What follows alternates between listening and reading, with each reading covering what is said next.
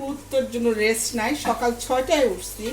আসলে আপনাদের যদি দেখাইতে পারতাম যে কি কি করা হয়েছে সকাল থেকে পুরা ভিউটা, তাহলে বুঝতে পারতাম যে আমি কি করছি। এখন শুধু অবশিষ্ট বাকি আছে হচ্ছে পোলাও রান্না। তো পোলাওটা রান্না করতেছি। এখানে রোস্ট হয়ে গেছে, যদিও রোস্টটা আমার মা রান্না করছে। আও গরম। তো আমি কিভাবে পোলাওটা করছি সেটা একটু জালটা বাড়াই দিতে হবে, কারণ আমি অনেক মশলা দিচ্ছি এখানে। মানে আগে কষাবা সব একসাথে। হ্যাঁ, এর মধ্যে আমার এলাচি দারচিনি দেওয়া হয় নাই, ওটা দিয়ে নিয়ে একসাথে।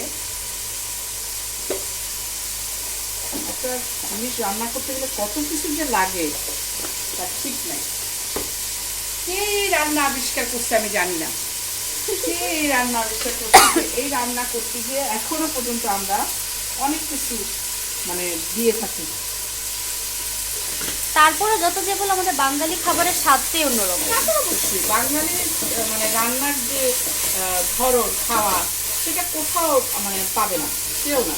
এমনকি আমাদের পার্শ্ববর্তী যে এলাকা কলকাতা ইন্ডিয়া, তারাও মনে হয় আমাদের মতো, মানে আমার কাছে মনে হয় না যে রান্নাটা এতটা সুস্বাদু হয়।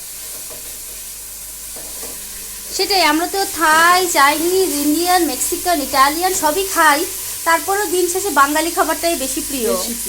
তা আমার পেঁয়াজটা ভাজতে হবে, নাহলে আমি আবার বেরেস্তা যেটা বলে সেটা আমি এক্সট্রা ভাবে দিই না। তো আমি, আমার অবস্থা খুবই খারাপ, আমাকে দেখাচ্ছ কেন?